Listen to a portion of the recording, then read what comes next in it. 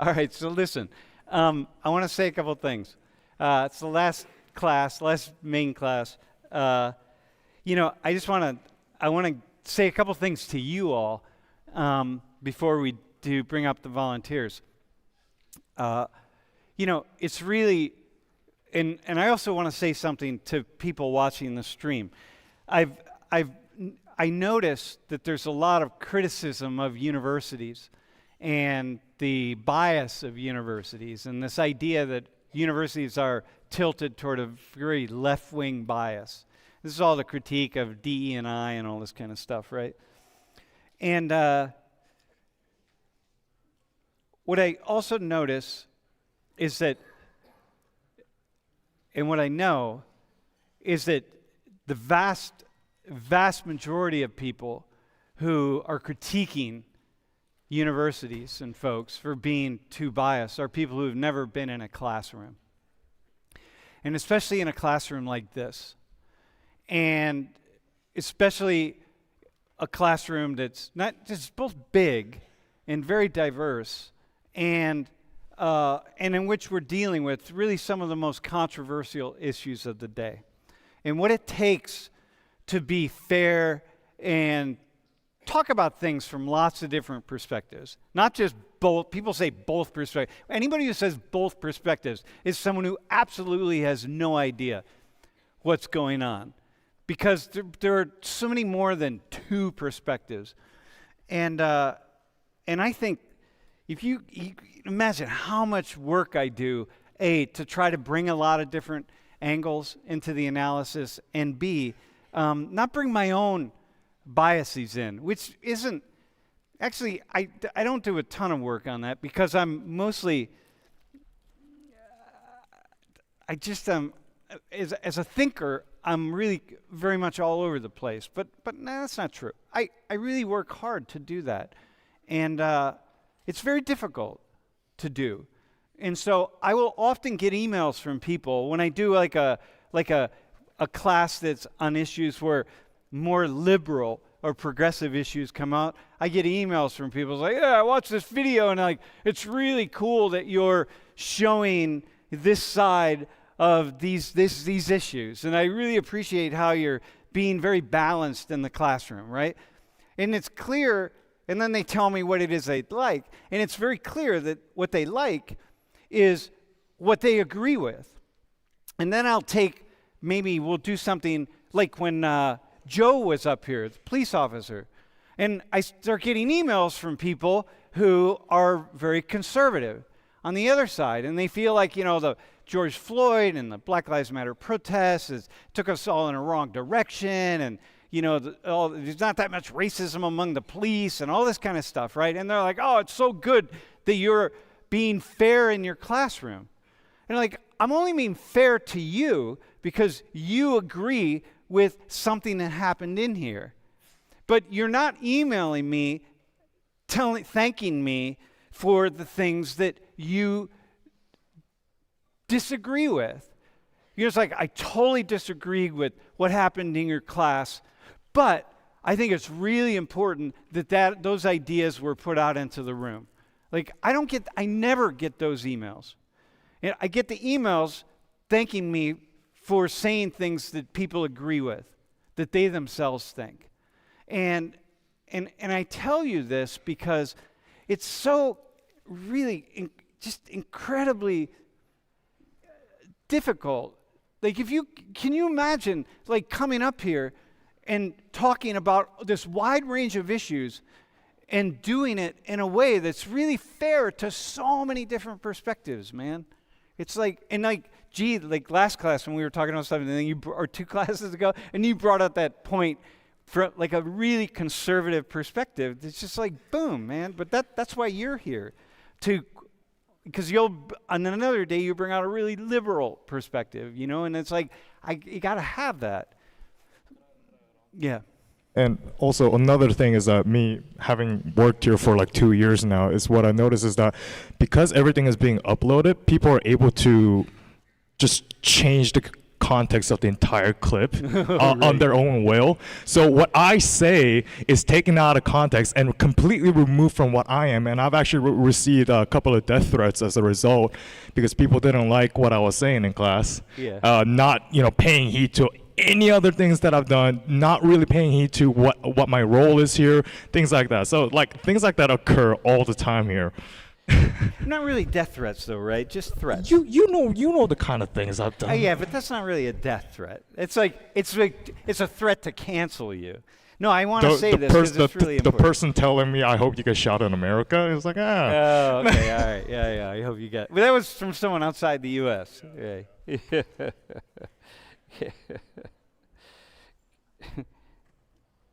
I mean, I'm laughing. I mean, okay. I'm not. It's just you. I'm like, okay. I'm not really laughing. It's like, what the fuck?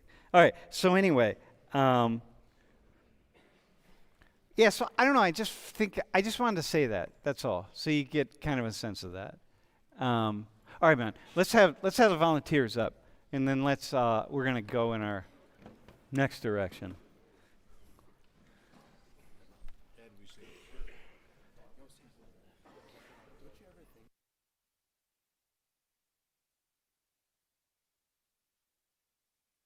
Look it back down. No, but it's their voice. Yeah. So yeah, sometimes people are thanking me because they feel like their voices are being heard, but it's their voice, right? And but they almost always say, "Thank you for being fair." And I'm like, "No, I'm just telling your voice. Like, if I'm fair, we should be speaking about many, many different issues." But yeah, sometimes it really is that. Yeah. Yeah, people feel like they're marginalized. Yeah. Yeah, especially, in the academy, people have the idea that the conservative voice has been marginalized, which, to some degree is true in some areas, but in the vast majority of areas, man, that's not about conservative or liberals. People are just doing the work that they're doing, man. And most people are really doing their best to be fair. All right, man. Why don't you introduce yourselves and then we'll go. My name is Luis. I'm a third-year student here at Penn State, major in economics, minor in entrepreneurship and innovation, and I'm from Brazil. From Brazil.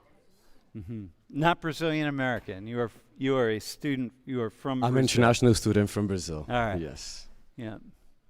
Hi, I'm Anais. I'm a first-year broadcast journalism major, and I'm from San Diego, California. And you are half Mexican, half Japanese. Yeah, both of them. I'm a first gen. Both of my parents You are speak from. Japanese and Spanish? Yeah, English is my third language. So, Really? Yeah. Wow, dude. Awesome, man. Which is the most interesting language to speak? Honestly, I would say probably Japanese because I don't meet very many people that speak it. Spanish, I feel like, is more universal because a lot of other countries in South America speak Spanish in some way, so it's easier to talk that than it is Japanese. Mm-hmm. Mm-hmm. And do you speak just Portuguese and English? I'm also fluent in Spanish. In I've Spanish? lived in Peru for 7 years and El Salvador for a year and a half too. So. Yeah? Okay. All right, man.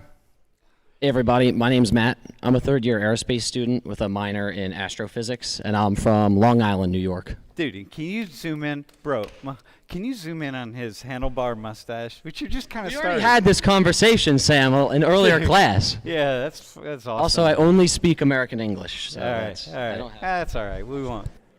Okay. Hi everyone, my name's Abi.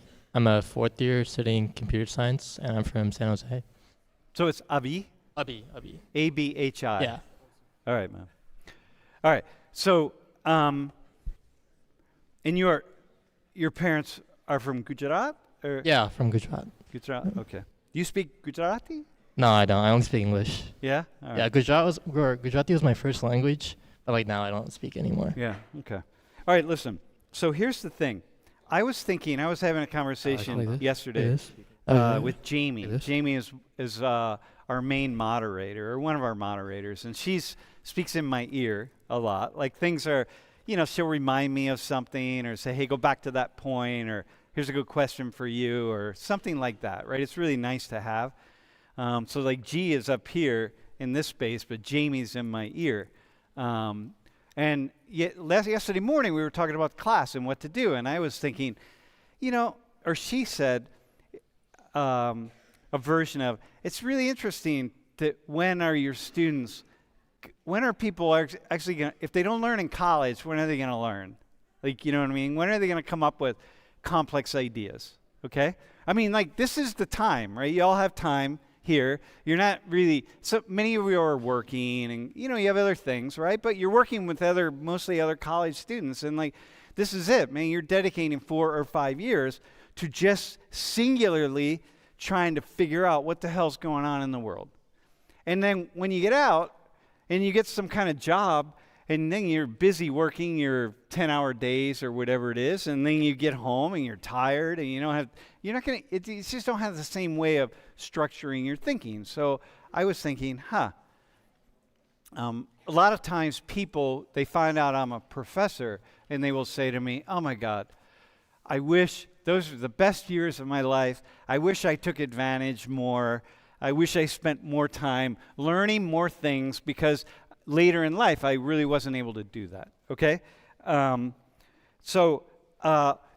first question is, how often do y'all think about that? Like, that this is, like, you really need to figure the world out right now. We'll start with Luis. Yeah, I can start speaking. I'm a true Hold the mic believer. close. Yeah, I really believe on that we learn through like living and through experiences. So I focus much more like my current years, like my college experience, on living and actually learning from experiences.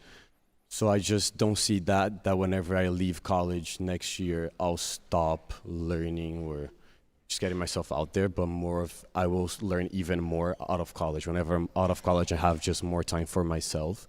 I think so. So do you feel, to what degree do you feel like you've gotten like an organizational structure to your intellectual framework, right? Like the college experience has organized your intellectual thoughts to prepare you for understanding the world. Yeah, I think my college experience has definitely helped me just try to look more into like the diversity and opportunities out there, because I mean, here at Penn State, there's a bunch of things, a bunch of resources, but it's more of like looking forward. So I think one of the things I learned the most here at Penn State was that if you're trying to like get something and make an achievement, you got to look for it. It won't knock on your door. So that's something like I learned a lot here. All right.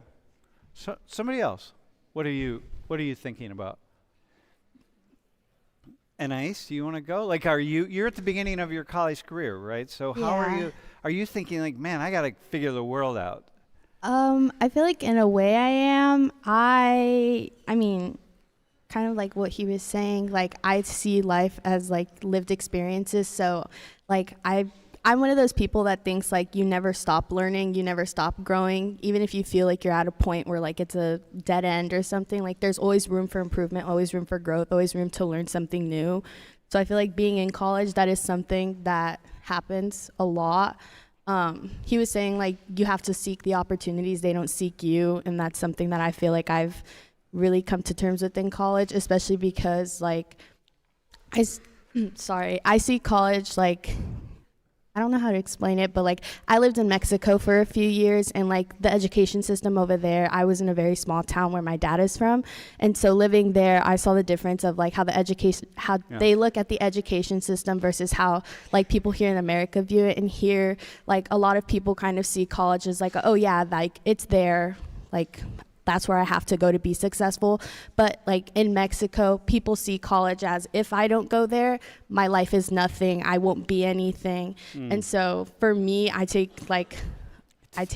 of take it for granted. Like I look at it as like a blessing that I'm here in a way. So I feel like kind of what he was saying, like it's just every day you learn something new, and there's always. Yeah.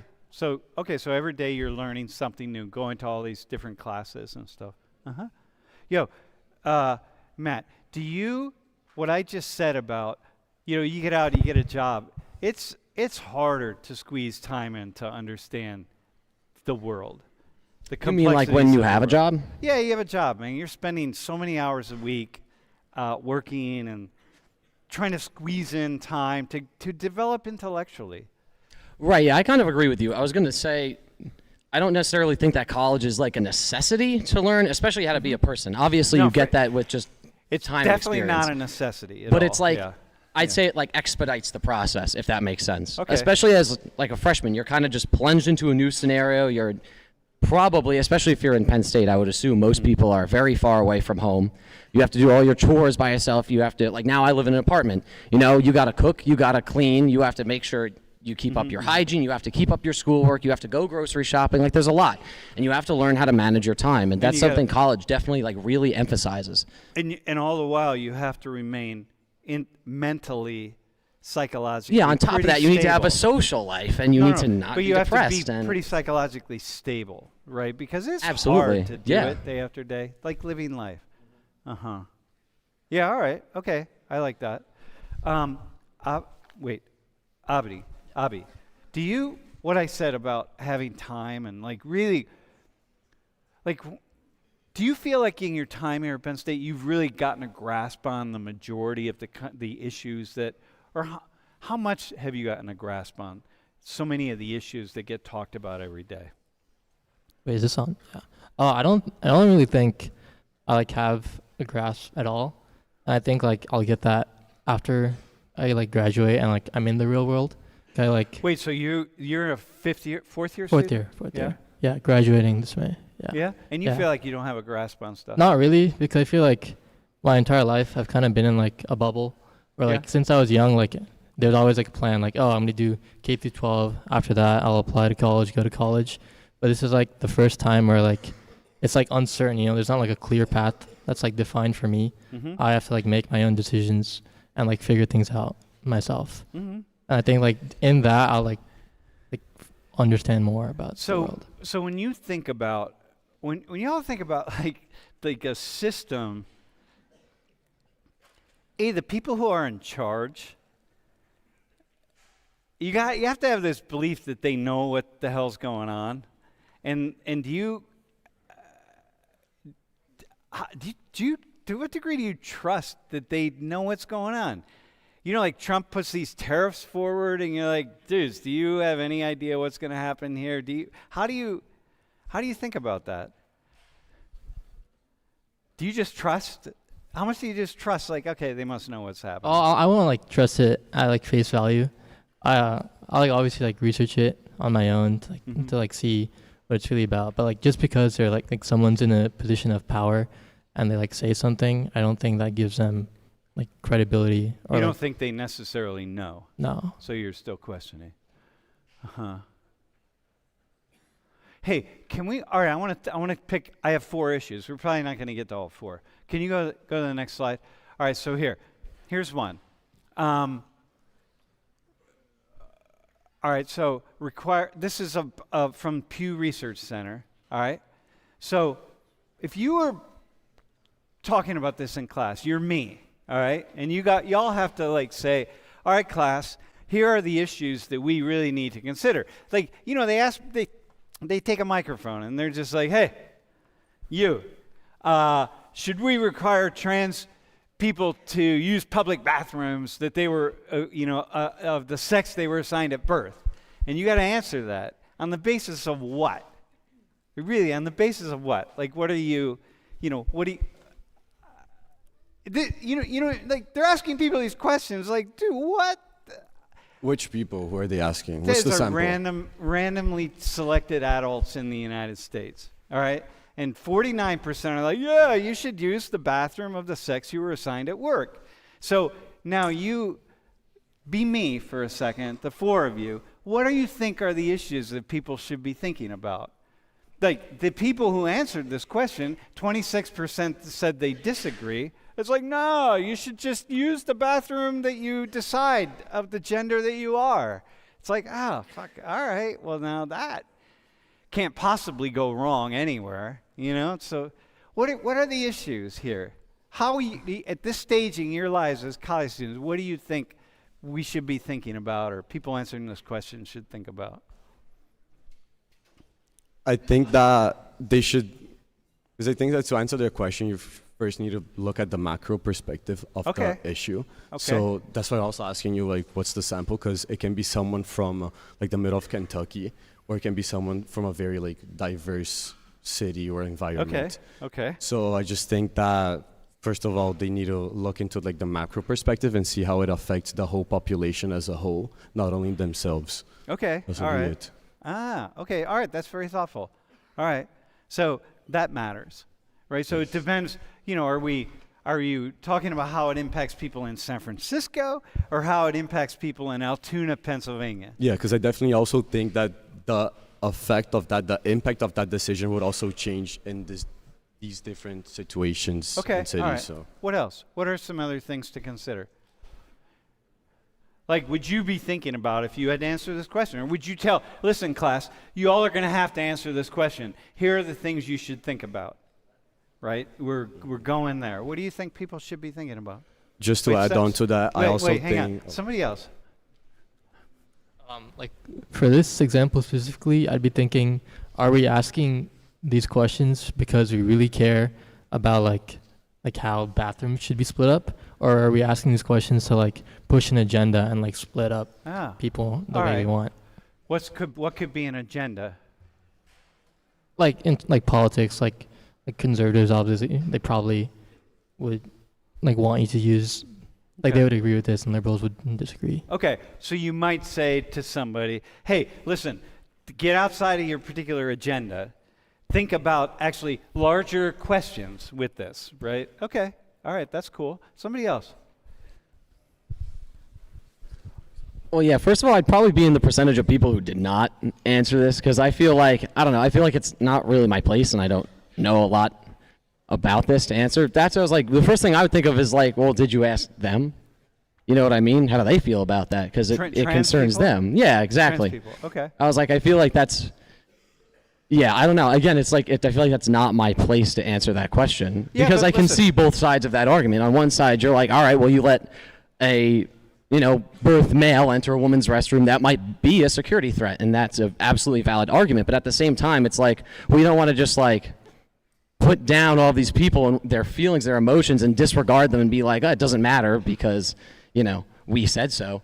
You know what I mean? I feel like it's tough. That's really difficult. But now let me push back on that. You use public bathrooms, so you do have an opinion on it. So it's like, That's true. I wouldn't allow you to not the no opinion people. I'd be like, nah, dude, you use public bathrooms, man. You need to like come up with so there you go. So it's like, okay, you can't have an opinion. And go ahead. I was gonna say the other thing is we do have all gender bathrooms, which Yeah. is a pretty good solution to the problem. Okay, so maybe if you were There's that as teaching this class, you might say, hey, could think about all gender bathrooms and what that's about, and like, Yeah. okay, all right, that's cool. Anais? I feel like I kind of first went to the all gender bathrooms thing. Like I see the perspective of the people that agree and like disagree. Then like you kind of said, like people with no opinions, you kind of like, well, you can't really not have an opinion because it kind of affects you in your everyday life and stuff. Like you use a public bathroom, you like are with these people and stuff. And so my brain kind of went to like the all gender bathrooms thing. Like if there's a solution, then why is there like a debate about it? If we already have the solution of an all gender bathroom, or people who feel like a preference to use a certain bathroom, like they have an alternative to do so in their privacy that they seek, why is there an argument to make them even more uncomfortable All and right, put them okay. in an even more uncomfortable situation? All right, okay, so you would put that out there in that way to the class. All right, so do you all think we're being fair to the issue, or are we throwing lots of perspectives around? Luis, you were going to add something else? Like, are we being fair? Because you're being me. Like 5 of us are presenting this somehow. So what are all the issues we should think about? And do you have another one? Yeah, I mean, just another point that was already just briefly mentioned was talking to the trans people and seeing what they thought about the topic. Because I mean, what if we had like a third bathroom, as Anis just mentioned, and they feel uncomfortable because they don't fit into like the male or female? Yeah, and trans people, then we might want to know, but yeah, we might find out that people who are trans have a wide range of opinions on this, in which case like, shit. So here, let's do something really fast here. So you said the security thing? Right, yeah. So a women might feel, if when somebody comes into the bathroom, they might feel some kind of way. Right? All right, I just want also to add a little bit on that, because not only like women, but also looking at myself, for example, whenever I'm a dad in the future, just looking at my younger sister, I would have a strong opinion on having like a male-born figure going to the same bathroom as them. all right. You know? So, okay, so let's look at this first. So let's do this. Niche, I'm going to do that thing I said I was going to do. So open the door. Can you go to the next slide? Is there anyone in class who kind of looks like this guy? Dude, you're damn close with the beard. Yeah. Anybody else? You're close. Dude, here, come on down. Yeah. Yeah, no, you got it. All right. All right, ready? Yo, Mia. All right, so here. So just hang out here for a second. Anais, why don't you come with me? So, just hold on a sec, dude. All right.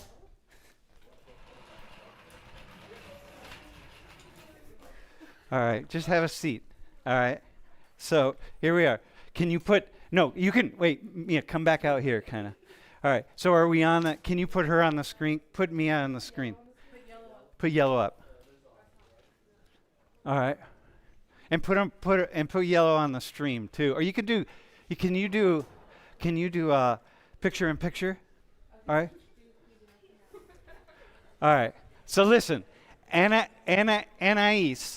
is in the bathroom. Okay? See her back there? That's like it's just a room, but we're going to pretend it's in the bathroom. This guy, can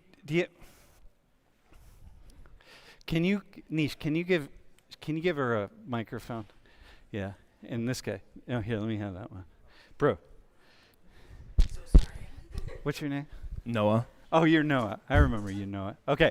So right now you're this guy. All right. Okay. You're James. All right. Now this guy, he's a corporate consultant guy. He seems like I'm going to use him because he seems like he just seemed like he's well known and people like him, right? So, can you go back one slide? So we should require trans people to use public bathrooms that match the sex they were assigned. Okay? 49% of people in the U.S. say that. Okay? So go ahead, go forward to James. James was assigned. James is a woman. Was a girl in transition. So James was assigned all female. James is female. So James is now a man. Okay? So come with me, bro. So you're gonna go to the bathroom. All right? So go in here and walk through the door on the left. All right? All right? All right, so listen. Anais, you're in the bathroom. Okay. James just came in. James is now, he's using this bathroom because he was born as a little girl. And 49% of Americans are saying, like, hey, he needs to use the bathroom he's assigned to at birth. So can you go back out really fast and just come right back in, all right? So he's coming into the women's bathroom, okay? All right, bro. How is that for you? He walks in, man. Are you feeling safe and secure? I mean, I would be confused. I wouldn't know what was going on. And I would kind of like second guess myself and be like, wait, am I in the right bathroom? Okay. But I mean. But you, hang on one second. But you just said the thing about safety, all right?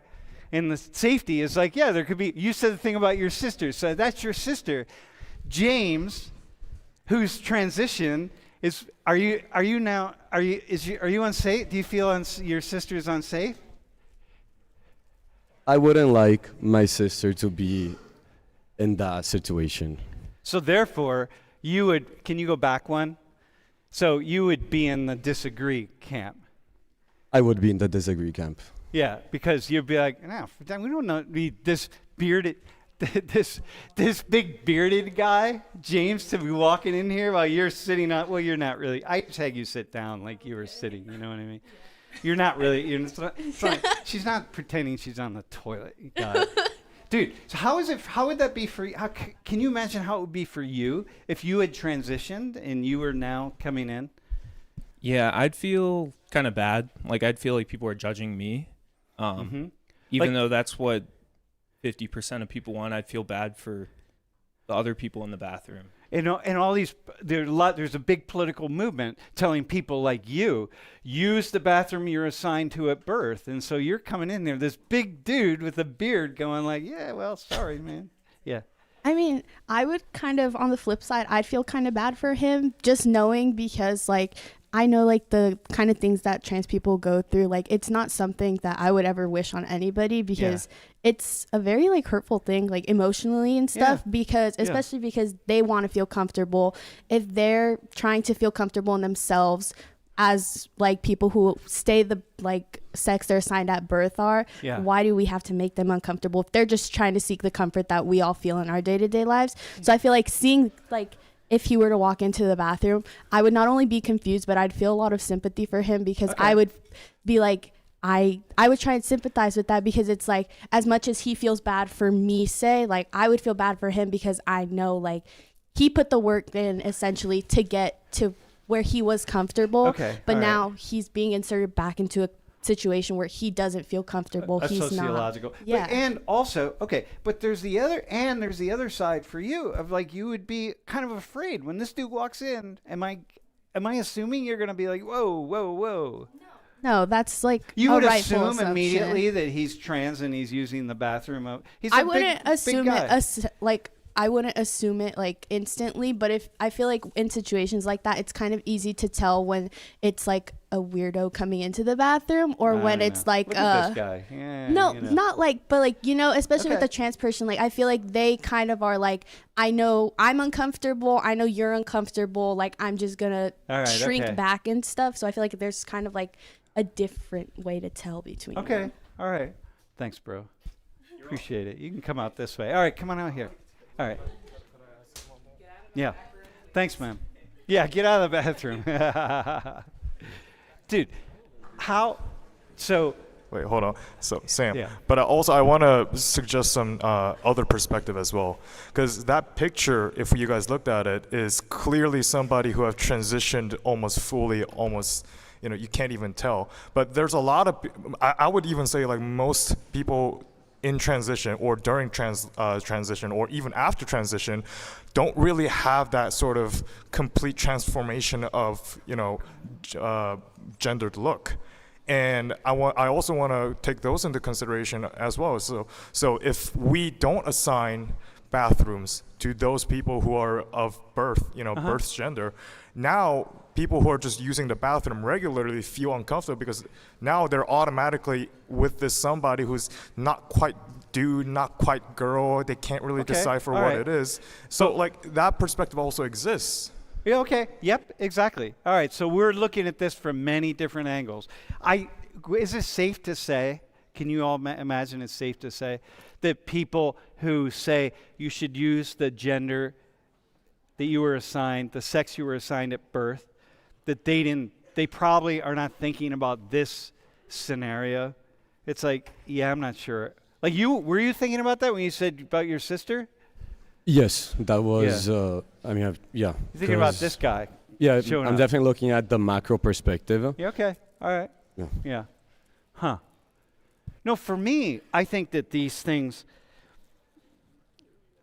I haven't really thought, I think about every issue, right? But I'm turning these issues inside out, and like I'm always looking at them from different perspectives, and I'm trying to just figure this out and trying to make sense of the world, and like I don't know, and I go back to the if you go back one, if you put a microphone in my face and ask me to answer this question, I probably would have a third one, which wouldn't be no opinion, but it would be, this is really complicated, man. I don't know that you really understand the question that you're asking right here.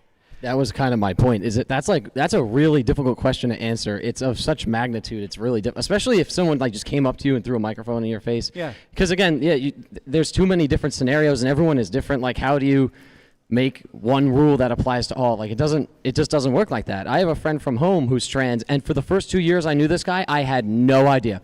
I thought he was just gay. And there he Yeah. is. And then I learned, and this guy has a fuller beard than I'll ever have a prayer at, more chest hair than I'll ever you could have. like a really serious handlebar. Oh, not mustache. even close to a mustache of this magnitude. Yeah, but yeah, Yeah. no, Huh. yeah. Well, it.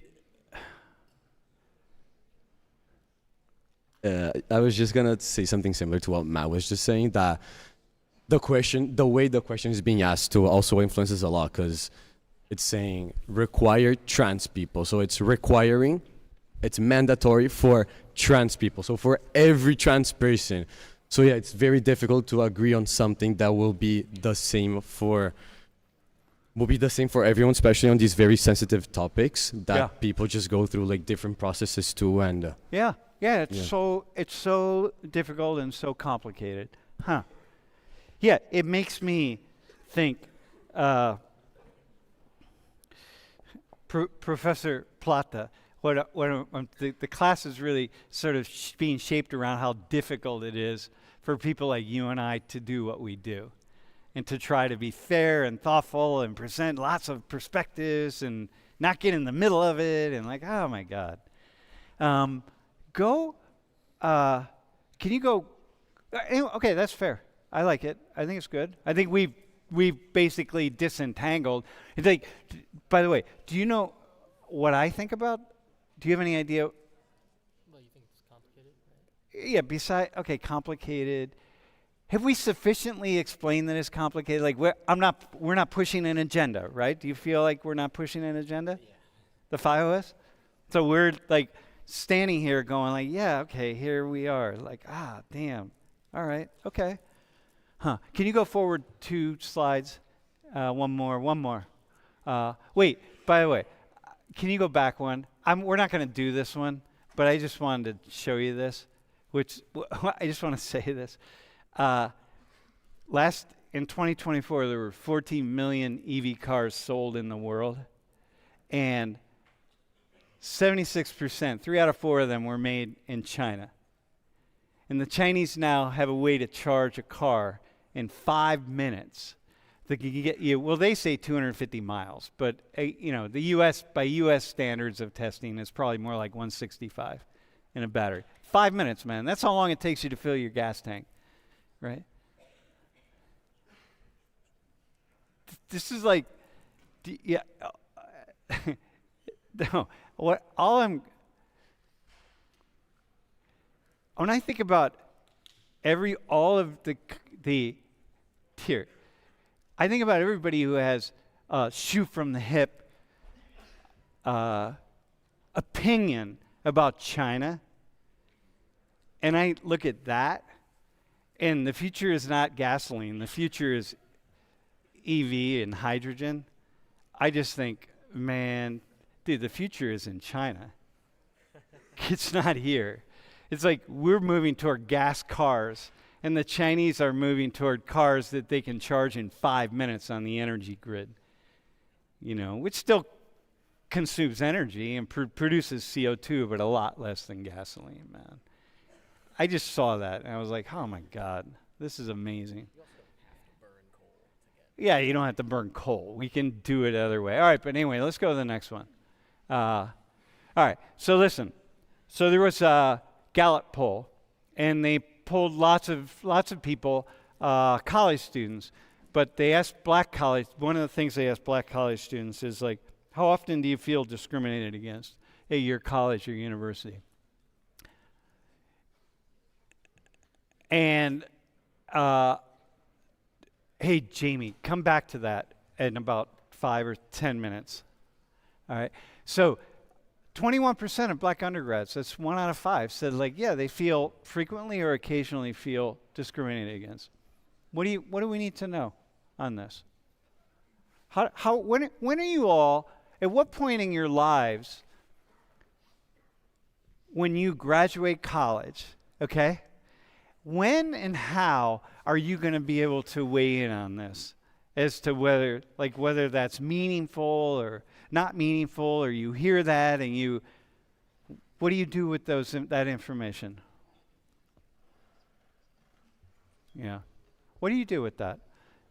And by the way, earlier in the semester, I miswrote. I put 14%, but it's 21%. Okay? What do you do with that? How are you going to... Yeah, like in your time, like how are you going to figure out how to make sense of this? Well, for me personally, like I want to work in communications. I want to do like journalism. So I want to be like sharing people's stories, especially like in the sports world. And I feel like with a lot of athletes right now, especially like, I don't want to like belittle anything that like athletes of color, but especially them and women in the like sports industry, a lot of the breakthroughs that they're making right now are really underrepresented because they feel like they don't get the like recognition they deserve or nobody talks about it. And so, especially for my field of work that I'm trying to go into, I feel like I'm going to see this stuff a lot. Like, and you said it in like a meaningful way, like how am I going to be able to weigh in on it? As like a biracial woman, like woman of color trying to work in like a male-dominated industry, like I'm not only trying to do that for myself, but I'm trying to do it for the people that I know are underrepresented and their short stories aren't shared. So like answering like that piece of like the meaningful of it, like I'll be able to weigh in there and share those people's stories and be like, you know, this is how, like be able to communicate that, like the communications of it, of journalism will be able to come out. Okay, all right, so listen. We need something opposite, very different from that. Did you hear what she said? We need something very different from that. So someone do it. I would want to like see what the context is behind each like instance where they said they felt like they were discriminated against. Yeah. Because I feel like it's like easy. Like if you get in like a misunderstanding or anything like that with someone, it's easy to assume like, oh, it's only because of like my race or something. Like sometimes like my mom, when like she like goes shopping and is like trying to like barter or something, she'll feel like she was discriminated against because of her race. And like I'd be there and be like, I don't think it had anything to do with your race. I think it's just because you were trying to like haggle, you know. Because she's doing the Indian bartering thing Yeah. at a place that doesn't do that. Yeah. And then like and then they treat her some kind of way about it, and then she feels like, hey, you know. All right. We're not in India, Ma. Yeah, all right. Which is cool, by the way. But does she ever get things lowered? Yeah, sometimes. All right, that's cool. All right. She's probably good at it too. Yeah. All right. Okay, so there's one that maybe. What do you mean feel? You got to break down. What do you mean feel discriminated against? Like what are we really talking about? How about something else? Because Anais said something that was very, very left, very liberal, very, very liberal. Like so. Do you have something else? Because here, can I just explain this? Our job is to break this down. If we just accept Anais, that's a singular perspective. But her perspective is not the perspective. That's just one. So, like, give us another one. Yeah. A perspective I had was more of how these people around them, because would they be discriminated against the institution itself, or is it against their Penn State experience, about like people that are around them, about things they see, things they participate in? Okay. So I think that would be another way to also look at the question and at the data. Okay. All right. There's one. All right. So what angle are we looking at? Somebody else. Matt, do you have something? Not really. I mean, I think that's horrific, but Well, I don't know why how is to that fix it. horrific? It's 1 I in think that 5. number should be And- 0. I don't understand why anyone would ever treat somebody differently other than just treat them like a human. Wait, hang on. Can someone respond to that? He doesn't know. He's saying he doesn't know why somebody is treating someone differently. Yeah, I mean, I was also, because you also need to look at the fact or the data about the other populations, not only at the black and undergraduate students. Like, what about the Latinos? Do we feel discriminated What or about not? white students? Yeah, but and dude, how many of us? Okay, he just said nobody should feel discriminated against, right? Is your mom You just said, my mom feels discriminated against in all sorts of situations where she's not discriminated against. Okay, so can you respond to him with a question or something, a comment? Like he's saying, oh, this is horrible. What's horrible about it? Like just from like this survey or like this like these 4 responses, how would you know that they feel like they're being discriminated against because of like their race or something like that, and not something they did that was like wrong? Yeah. I don't know. Okay. Like, how do you even figure out an answer to that? Is that something then you ask them when you're asking that question? Because then you need an answer to that question. Yeah, but you in just, what circumstance? But you just jumped in immediately and said, "Oh, this is horrible," as assuming that the 21% means something. Dude, the 21% could mean 1% of them said, "I occasionally feel discriminated against." Okay? In the 1%, 20% are occasionally, because they combine them together. And 1% is like, oh yeah, I frequently feel discriminated against, okay? Yeah. What does that mean? So can you break that down? You're saying it's horrible. What about occasionally? What's occasionally? Once I was a gonna say year, that's what I was once like. It is. He is right. Like the context really matters. You know what I mean? No, the numbers matter. How often would you say your mom occasionally feels discriminated against? I'd say it's pretty rare, not occasionally. Oh, but we very rarely, but once in a while it happens. Yeah, like a few times a year maybe. Like Okay, well, that could be occasionally. yeah, I guess don't it's know what it's people up to mean. interpretation. You know. So don't- you decided occasionally doesn't mean a few times a year, but someone else does. So like, all right. yeah, like And meanwhile, this white guy right here with the mustache is saying like, oh, this is horrible. And you're going like, well, what's so horrible about it? I don't know. Once it happened to my mom once. Like, I don't know. Like, you've already taken a position. Yeah. Now, you've taken that position. You took a very left position. Our job up here is to be fair to the issues. So we got to be fair to this and break it down. Like, I don't know. Like, what are you really talking about? Discriminated against, right? What are you talking about? Yeah, and also it doesn't specify which type of discrimination. Yeah. So this would also be something we would need to analyze further. Okay, to all right, that's have cool. a more educated response. So you could go back to Anais. You said like people of color who are athletes of color, I want to do this. They often feel like they're okay. Oh damn, Jamie, ask me that in 1 minute. All right. You said, do we have all these athletes of color and they feel like they don't get their stories out? And I'm like, I get on my phone and I look at, I don't know, Sports Illustrated, I don't know whatever I look at. All I see are black athletes, man. They're telling their stories. I'm like, I don't know what you're looking at, but I'm just looking at nothing but black people having their stories told in the world of sports. So now you put that out there and I'm like, I don't think that's necessarily it. I don't know. Is it? So now I got to push back on that. Right? Okay, go ahead. I feel like with that, like, there are a lot of athletes, especially black athletes, who are getting their stories shared, but kind of going back to like what Luis was saying, like, what about the Latinos? What about the Asian Okay, all athletes? right. What about women? The There are so many. Japanese Mexican Yeah, athletes. they're like, I know I have a lot of friends who aren't like black or like Okay. Latino, who are very like marginalized, from marginalized communities that Yeah. don't get spoken about. And I feel like with them, their stories don't get shared, like, because people kind of generalize them to the greater population that they might All fall right, okay. into. And Okay. so like that's what I'm saying, like kind of talking more about like not the broader perspective, but like the little things All that right, people okay. don't really look at, like Okay, in those all right. stories. Okay, that's fair. All right, that's fair. All right. Okay, so I have a question. Jamie actually has a question. How do we know when we're being fair? Be me for a second. We're all me up here doing this. How do we know when we're being fair? How do we know? Like, what has to happen up here with us for us to be like, oh yeah, all right, this was fair. We were being fair. Since we are trying to be fair to them, we would need to have their perspective on the topic. So just a client view on what we're trying to do. Well, you're also would be being it. fair to these 21% of the students, but you also want to be fair to the other 79%, and you also want to be fair to the people who they claim who they are saying are doing the discrimination. Because like people sometimes say that I discriminate against people, and I'm like, wait, hang on a second. I'll get emails like, you really discriminated against so-and-so. I'm like, what the fuck? Wait, what?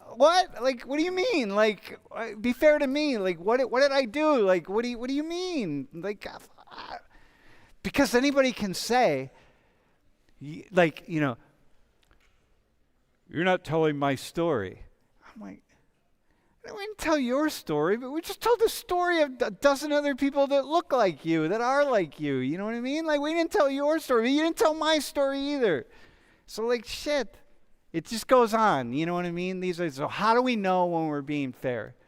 I feel like one way to kind of like know when you're being fair, and like you were saying, like people will be like, well, you shared a story, not my story, is giving people like a platform to say stuff like this. Like this class is like a way for people to talk about the things and the way that they see things and the experiences that they go through. I feel like that's one way that you're kind of distributing that fairness, like, and giving it out is a way for people to have that like way to talk about it and like give them essentially the platform to tell their story, talk about the things that they've been through. Okay. But not everybody can have a platform, okay? So how do you know when are we being fair? Because if we had stopped here, we need to be fair from the other side. Like, how do you know we're being fair? How would you know that? I don't really think people are, like, most of the time I don't think people are fair. I think they have like their own opinions. Maybe they have like their own biases. They have their own biases. They might not even be aware of them. But what are the signs that they have their own biases? I guess like for this example, like if they already like make an opinion just based on like this one statement. Yeah. But there's like still a lot of information that we don't know. Like, what was the context? Like, what really happened? Yeah, we know nothing at all, right? We just know that there's how important is it for you all? Now I'm going to take a very different perspective. The four of you, you're going to go out in the world. You don't want to discriminate against people, right? You don't want to discriminate against trans people. You don't want to discriminate against black people, brown people, Mexican people, Japanese people, Brazilians, whatever it is, Indians, Indian mothers that like to barter in shops, right? What do you have to do? Like, when are you going to learn? How often are you going to sit down and talk to black Americans or black people to say, hey, man, tell me about your experience? Like, once you get out into the world, if you're not friends with people, if you're not having those kind of intimate conversations, how are you going to ever know how to even break this down? Like, how would you know that? I don't even know that it's really possible to know that because every person changes. It's about the individual. That's why it's hard to that's why race politics is difficult because you can't create umbrella, decisions for a group of people. Like everybody's different. And I think that's extremely patronizing. You know what I mean? Is, but it's also patronizing what you said earlier. Yeah. When you said, oh, this is horrible. Without saying wait, hang on a second. I don't know if this is horrible. Like, what the hell? That's I also just take discrimination as not a good thing. Okay, I got that. But also, how good is it to let people, for example, that people can say, I have this discrimination experience, and we don't tell them, wait, hang on a second. Like you with your mom. If you don't tell your mom, hey, mom, that person did not discriminate against you. You're just bartering in a place that has price tags, Mom. Like, what the fuck? You can't barter here. Like, they're not going to barter. And so if you don't say that, or if I see your mom doing that and I don't pull your mom, what's your mom's name? Sonan. What is it? Sonan? Yeah. Sonan, listen, I just watched you in there. We don't do that here. Like, if I don't, it's patronizing for me to not treat your mother with the respect of being a full person. You know what I mean? Like, that's also patronizing. I don't know. It's a thought. Are we being fair? Irvin, are we being fair to the issues? Is this fair? We're circling around. We're looking at lots of different... Bro, let me ask you. Do you feel like what have we missed? What other things do we need to point out here? I also think that another thing that should be talked about when we're talking about this issue is, because we're discussing about fairness, right? So No, we're Does- discussing about Oh. being intellectually. So the original Right. ideas. When do we know? At what point do we know we're on solid ground, intellectually and so on, that we really can say something that's meaningful without being complete morons? Right. And another thing that you also kind of have to consider is like, could you appease everybody? No. Yeah. Right. Right? Okay. Got you. Like, is it possible for you to appease everybody? Because if it's not a possibility, then why do you still pursue it? So well, here, I'll give you one, because there are a lot of black students out in this classroom, just for example, who are saying like, "Do you don't have any black people up here asking this question?" Right? So like, oh, all right, so shit. Yeah, all right, does that mean we need to have black people up here to answer the question? It's like, well, no, we don't, because that's not what this is. But still, we can't appease everybody. I also have an example because so in Texas I used to go to a church. It was a Korean church, so everyone there were Korean. One day, one of the church members got a boyfriend who was black, right? And he got all the attention in the whole church. He was special. He's the only one who couldn't speak Korean. He's the only one who was black. He's the only one who's an outsider. Just because he went to the Korean Yeah, church. just because he's dating somebody in Korean church. And when we discussed about, like casually, he does say that he felt a bit discriminated. Even though they were uplifting him. Even uplifting, it's just extra attention. Yeah, all right, Right? okay. So, to an extent, like, do you consider that discrimination, or are you just somebody special who just came in? Dude, is that discrimination? In a way, it can be.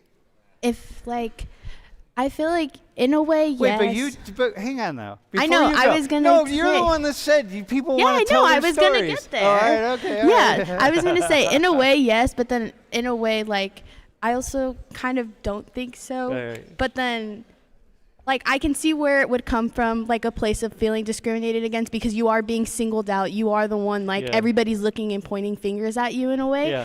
I can see why it would be discrimination in that way. But then in the same way, it's also like I see it in a way of appreciating it, like Okay. in a Alright. way of like he was saying, like it's an uplifting thing. But I can see why it would be taken as a discrimination. And, maybe- yeah, and also like to add scrutiny to the statistics, I'm gonna talk about my experience because I grew up in a white neighborhood.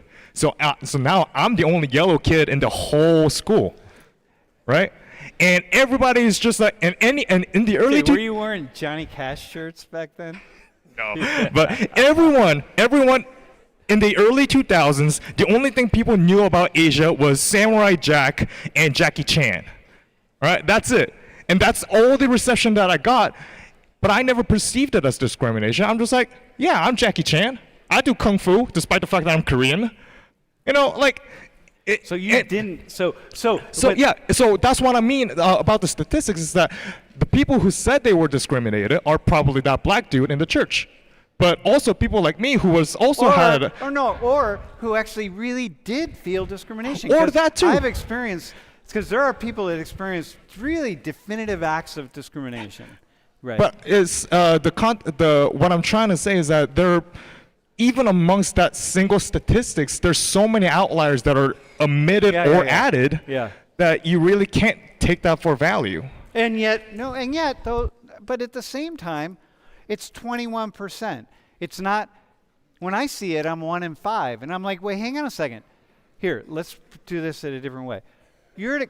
That means here, hang on. If we just look at black students in the class, 1 in 5, on average, would say, yeah, I've experienced at Penn State University. This is not Penn State data, right? Although some people who respond to this might be at Penn State. But frequently or occasionally, I experienced discrimination at my university. That's 1 in 5. So 1 in 5 in here is a lot of people. And so when you look at a lot of people, you're like, whoa, hang on a second. This is serious. This is not a tiny number of people. This is a lot of people. So then we want to say, all right, what obligation do we have to really figure this out? Because 21, I'm going to go back to you. 21 is a high number. If that's true, like, you know, we're deconstructing it. So it's like, still, whoa, hang on a sec. That's a lot. So let's figure it out. So now we're going back to the other side to say, no. Yeah. Any final thoughts on this? Let me ask you a question. How does it feel to have to try to really force to see things from so many perspectives? How is that for you? How's it for you, bro? I